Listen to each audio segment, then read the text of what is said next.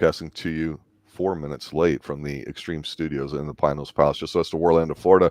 I was busy wiping off some sweat because it's a sweltering 100 degrees Fahrenheit, but it's kind of a dry heat here in Central Florida. RTV from the Great Midwest is joining me. It's probably a bit balmier and nicer there where you're at. It is a nice, cool 67 degrees, crisp, nice. The reason why they don't do martial arts movies where in your part of the country is because you don't sweat like you do, or you don't sweat like you do if you're Cynthia Rothrock in tonight's movie, City Cops, aka give me 4 other titles. Yep. I apologize for this movie in advance to you and to everybody else that may have watched this. I'm a Cynthia Rothrock fan. There's something about this that we'll have to talk about in terms of Hong Kong that did not hit for me, but I'm excited to let everybody know if you want a sweaty Cynthia, you get that. If you want blonde justice and deadly revenge, you get that too. City Cops, RDV, what's your initial take on this? First watch for me. First watch for me. Last watch for me. I've learned because when I schedule these, I always see the synopsis first. So I was like, with her, she has a track record. We've known this where she's not the main lead ever. Correct. So going into this, I'm thinking like, hey. And I look, okay, where is she on the IMDb? Because look, listed in cast. Is she like second, third, and so going into this, I had a feeling it might be bad. So, and I was right. But I gotta say this: there are some redeeming facts about this. There actually are scenes where she just kicks ass. Absolutely. The story, and we don't give it. I don't give a shit about the story. The story is stupid. It was lame. Yeah, you got these bumbling cops. This movie was basically like, let's put too much more comedy into this, and less and instead of making it serious. There's no really. There's some fighting. There's at least what I was counting. I was actually writing them down. There's about if you go into, because I watched it on Tubi, you go in the 31 mark. There's extremely short bar fight with her. Yeah. You go into the 48 mark for a good 8 solid minutes. You get her kicking ass. Yes. And then the last 2 minutes of the film is where the rest of the fighting is. You get her Roth versus Michiko or Michiko Nishiwaki. She's like the main tough the bad lady boss. They fight, and then then for a few seconds, then it's back. Then they break away to the other stupid cops I don't give a shit about. And then you go to the 123 mark. You get her again. You get a whole solid minute of the two girls fighting again. And then if you skip 2 minutes ahead, later you actually get another minute of the girls fighting, and then then it's over. There really isn't much fighting in this, but the fighting there is really cool. That first, you skip the bar scene. You go to the scene where she's gonna pull the cable or loop it on this guy's neck, and then she's gonna go in and confront these guys, and then you get this whole scene of her just fighting. That's all you need to watch.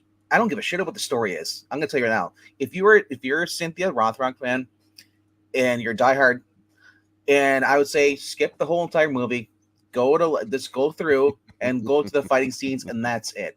I cannot recommend you sitting through an hour and 30 minutes on Tubi. I'm sorry. It's have it on while you're making dinner or having drinks, or you're under the influence of one or more substances, legal or otherwise. It was just one of those movies. It's like I usually recommend movies, but I'm like, only watch this if you are a diehard fan, and say you're completionist. You want to watch all the films that she's in, because it's not that entertaining. It's basically this guy's wanted by the FBI and Hong Kong police, and his mob wants him too for whatever reason. I don't know, but he starts off hiding as posing as a girl, and then they got this dude and these two bumbling cops are trying to catch this molester at the mall. And they end up dressed up as a woman, by the way. Yeah, so they get him. This is before Ace Ventura, by the way. Yeah. So they get him, and it's just like everybody's after this one guy. Cynthia Rothrock gets put in her place, but then she gets back at the police chief, who's sexist and basically, blackmails This is not America. You cannot come in here and do things the American way. Yeah. It was just horrendous acting. I mean, not really the acting. It's more I'd say it's more the script. The script is so bad. I gotta look on here on my phone because I don't even have it written down how many names there freaking is. I think there's like 4 different names. Alternate titles: Beyond the Law, Freak Fighters, City Cops, Fight to Win.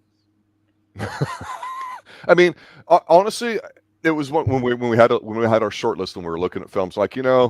we were kind of rotating between some. So it's time for Girls with Guns one, and we're like, okay, maybe a Rothrock one.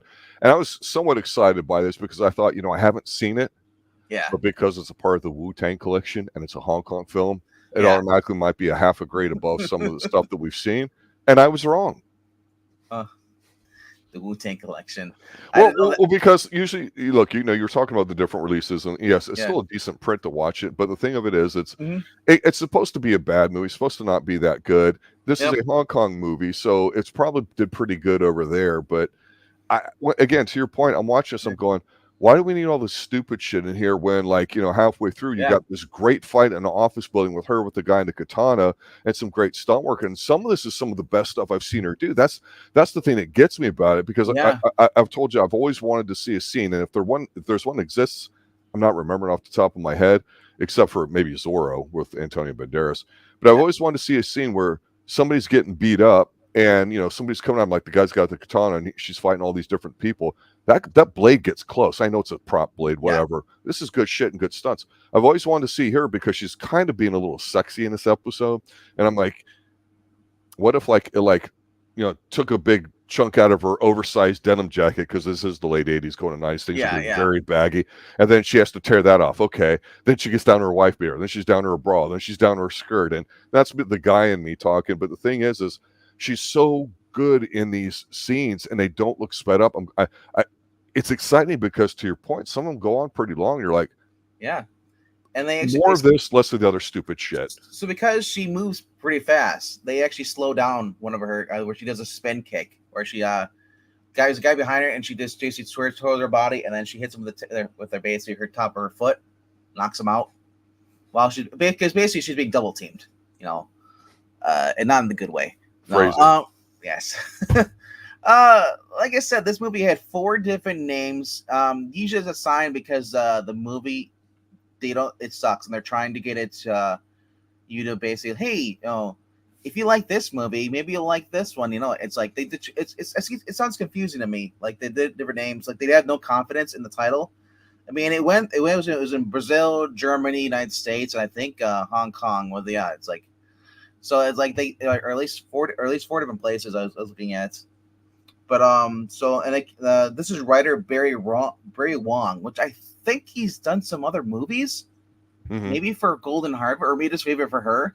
I thought it was the same writer, but I mean, it just came off too hokey. Honestly, I would have loved to see her working with Jackie Chan in this. If you're gonna make it a comedy, bring Jackie Chan in it and actually make it a true comedy. Replace these bozo cops.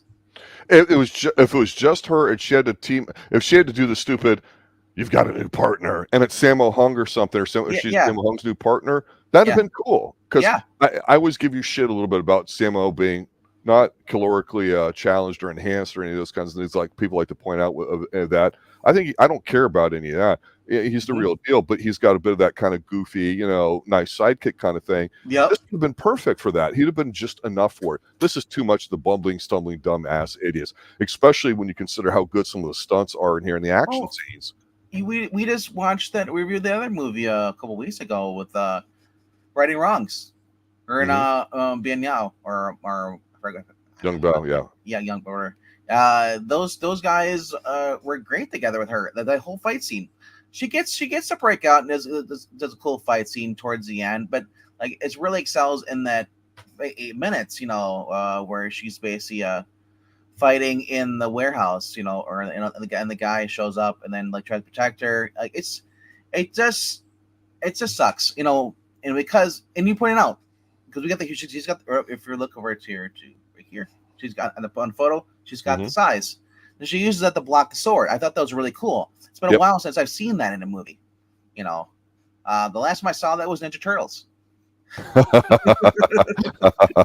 Seriously, when's the last time? Or Elektra was the other one, but they weren't like But this was what was a little bit more believable. The sword fight, though, you could tell it was a double blade, though.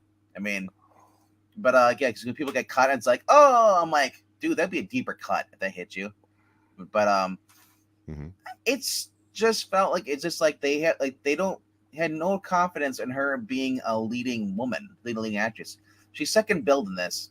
It's about this bumbling cop who thinks he's a ladies' man, and got this older guy who's always giving shit about it. And then she's like the FBI agent come over to help them do their job, and they're just complete jackass idiots that would be fired off anything.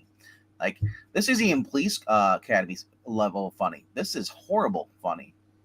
Like, it's like they call it comedy, but it wasn't really much comedy. Situational humor a little bit. Like I said, it's whenever her scenes in her, she shines. Whenever she's doing what she's doing, she's great in this. Everything else about this movie just sucks. And I don't like bashing movies, but I mean, I'm not going to sugarcoat and tell you like, hey, go watch this. You know, if you're going to watch it, I'm going to tell you a lot of just horrendously slow, stupid stuff that doesn't belong in the movie. And there's about good handful of scenes in her where she's fighting and kicking ass. And the throws, there's a couple. Here, let me back up. Some of the movies that we've talked about, we mentioned before how, like in a Jackie Chan, we're going to get a parkour scene, right? Yeah. We're usually going to get, and this is generic. We're not typecasting anybody here. It's not a bad thing. You usually get like a parkour scene. We usually get a foot chase scene. We usually get sometimes we get a car chase scene, which I could care less about, or same thing with the guns, especially in a martial arts film. But I always like it when they have, say, different styles, or in this case, weapons. You get some weapon stuff in here. We always talk about the stunts. We want to see people get hit. We want to see them land and hit stuff. We always see people flip into the tables. We see them get kicked and landed in their back. We usually see somebody going through a window or a door or whatever, or until the conveniently placed cardboard boxes that don't even have names on them. I'm fine with all that. I don't care if it's the same thing in all the same movies. It's how you integrate them and do it. That's the thing. Just like with Jackie when he does his acrobatic routine, I've always said, okay, the interesting thing is not that he's doing it, it's the fluidity we see and him doing it all and just going, wow, it's in one take or one cut for the most part. And here, there is definitely some stunt work where these people are flipping, and in the warehouse here at the end, you talked about how there's, it's a long fight and a big fight. There's a couple chunks in here.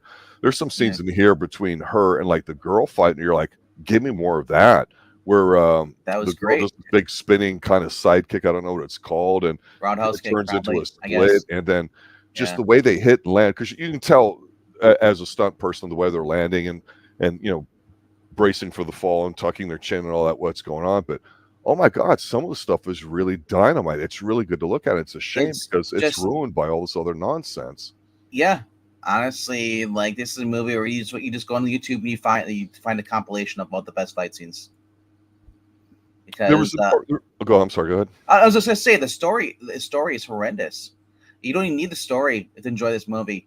I said go on YouTube. I'm sure you could find the fight scenes of this movie and just look it up, and just watch it that way. I mean, if you really want, because honestly, that's what I came here for this movie for, is to see the fight scenes. And that's kind of when I watch Chuck Norris movies, is for the fight scenes. I don't really look for like the story much. What I thought was different about Cynthia in here, because we've talked about her fewer films, one or two of them at least have been before this. She did a bunch of films in Hong Kong before coming to America. And again, this is the late 80s going to the 90s. Things are changing, not just in Hong Kong. We've already talked about how Jackie Chan's already done that at this point and hasn't necessarily been successful. And it'd be take a second go around, his foray into Hollywood, to be what he would consider to be successful here. The thing with Cynthia is I felt like, okay, even though she's not the main one in here necessarily, you do see a lot of her more than we have in other films, which is good. The action's incredible. It really is good stuff. And I like the modern day Hong Kong, being filmed like in, the business office or a mall or different places that we've seen. So there's a good ground level look to some of these things, which and up to date at the time, because again, we've mentioned how there's the period piece Kung Fu ones where you throw a lot of stuff out the window. And then how do you modernize it? So this is a modernizing. So I understand you may have to have guns in here a little bit, but the one that keeps coming up to my mind is the one that she did. Was it with Michelle Yao that we did with the big fight at the end? Well, you're thinking of Yes, Madam. And so I know that Cynthia would want to do a bunch of other, straight to DVD or straight to VHS, secondary market movies. I Yep. wonder how well they'll do. And if they say, hey, this is enough, that's all we got to have, it's passable enough. Because I thought she seemed more relaxed in here. When she's rubbing the guy down or whatever, her partner, and a dude's like, getting a chubby and all that, she's looking at him like, oh, she's showing some sex appeal here. Because normally she doesn't do that. She doesn't have to. It's not part of the thing. Yeah. But it's a goofy kind of thing. It's not like it's a sex comedy, because you're right. It's these dopey guys that couldn't get laid in a whorehouse with $1 million. You know what I'm saying? It's maybe in Hong Kong terms that's kind of cute, funny. I don't know, culturally speaking, but it did work. It was weird because like the guy, I guess he came in to protect her while she was bugging this one place. The guys, the guy they're looking for, the one that was dressing up as a girl trying to hide out and stuff. For his sister, they has been targeted by everybody else. So they bugged her place, and then while they're in the other room, or other place, and they're listening to this stuff, and he had basically like the guy she was rubbing down, like giving him it was like oils, basically to help him tense because he Firebomb. He basically came in to protect her, even though she didn't need it help.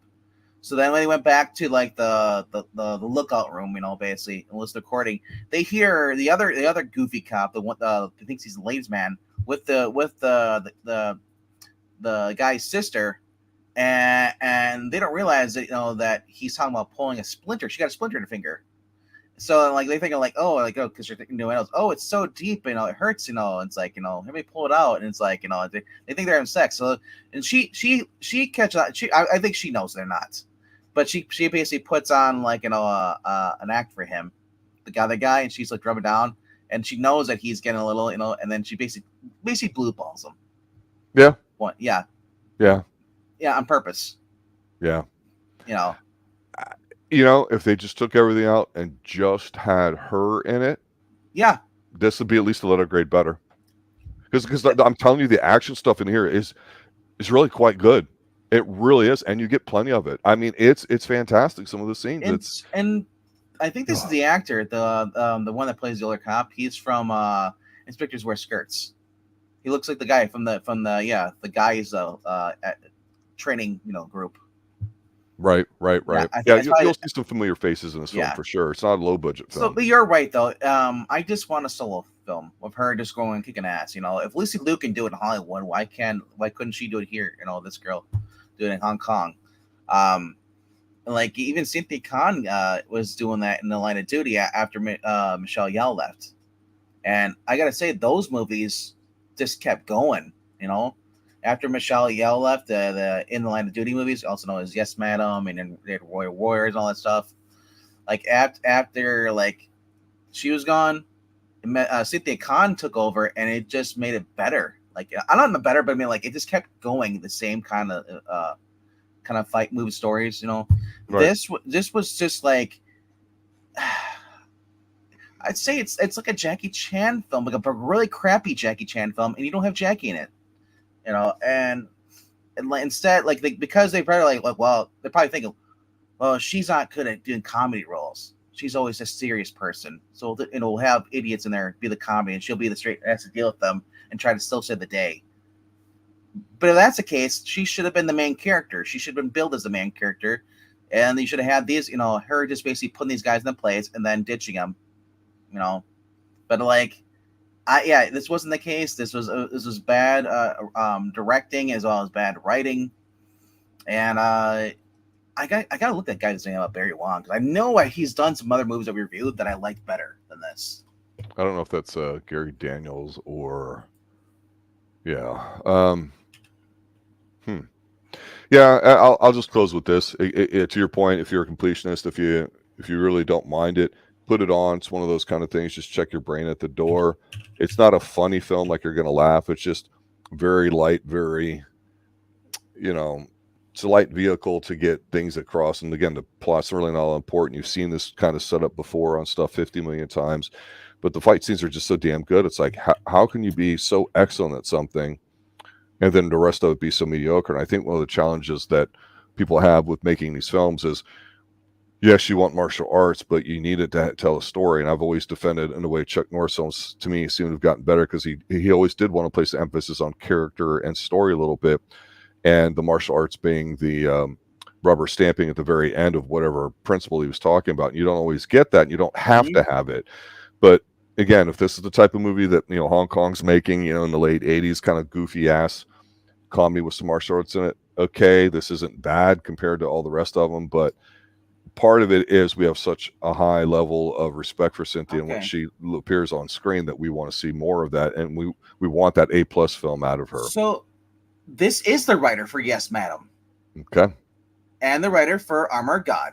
There you go. Twinkle Lucky Stars. So this is My Lucky Stars was the other one. All the Jackie Chan films, even all the way up to Twin Dragons, you know, in the 90s. So I think it was just bad casting. And I think that they should have had. I don't know if it was the right. If the writing probably was solid. You know how companies will make little changes to the writing, you know, because the actors and stuff. So maybe they decided to change it because you look at other movies like Hard Boiled. He did too. He did some other stuff. This guy Barry Wong is a good writer. It's just maybe he just maybe he half-assed it, you know. Not the first time we heard about people who basically didn't want to do part of a project, but did it because they owed somebody money or favor. Yeah, or under contract, just get it done and get it. Yeah, absolutely. So that might have been the case. I mean, and also this was like the late 80s, 89 going into 90s. You know, 90s started becoming drama too. The comedies aspect, you know, the action stuff was kind of drowning down, especially in main Hollywood. I don't know about Hong Kong, but you know, like by this, you're like, we're gonna get movies like Above the Law, or we're gonna get the Rise of Steven Seagal was starting to happen over in Hollywood. Like you're getting like more of the serious films with a little bit of comedy. The ones that are trying to take themselves seriously. Yeah, those ones. It's like where you had like Jackie Chan would be coming in later and be doing like Rumble in the Bronx, which was actually a good balance, I thought, of comedy and action. Right. Yeah, it's just when you start putting like a serious drama into this, it's like unless you're Chuck Norris, you're not gonna do well. Because Chuck Norris is able to do that face. He looks at you, and you're like, oh shit, this guy's gonna beat the shit out of you, you know. And then he gives you like can too, I think. And so should she can, you know. But she has to have good people around her, though, you know. Yeah, that's unfortunate. I mean, I would have loved, you know what I love for her when this would be like a style of breaker, like we had Chuck Norris, put Cynthia Khan in that, you know. No, but there's a point to be made for that where she beats up a bunch of rednecks driving a big old trucker thing. Take my money, Cynthia. put her in the Cannon films. Seriously, you had Dudikoff. Have her co-star with Dudikoff. That would have been great. Have her beat him up. Or have her be the bad guy. You know. There you have, ladies and gentlemen, City Cops. Watch at your own risk. Cynthia Rothrock does deliver, though. Not taking anything away from her. Any other final thoughts? Not much, man. Like I said, this movie's free on Tubi for a reason. Because hour and 30 minutes, but apparently there is like an even longer version. I couldn't even stand with this version as much. It's rare coming from you. You know, usually I'll be the one that has a lot more negative things to say about some things. Like I said, I went through and I found the good parts, the fight scenes. That's about it. I mean, yeah, she is cuter in that. She's a little more feminine in this. She's got the stockings on and everything, you know. And like, you know, that's about what it is. You know, there isn't really much to say about this other than if you're a diehard fan of her, you'll watch it, you know. But if you don't watch it, you're not really missing out on anything. Like I said, you can probably find these clips of this movie compilation of her fighting on YouTube. Yeah. All right, guys. So next week, I believe it's Father's Day, sir. If we are around, we will be doing our yearly review, our Father's Day review of Commando, the best Father's Day movie of all time. Tuesday, though, I would really love to do Super Cop 2. Get Police Stories we can get, because we've done the first two movies. Right. We did Police Story and then Super Cop. I want to do Super Cop 2, which is Police Story 3. Get some Miao back in here with some Jackie Chan. I need a cleanse. I'm on cleanse, video cleanse. There you go. Super Cop 2, Tuesday night, ladies and gentlemen. All right. Later, good night, now. Later.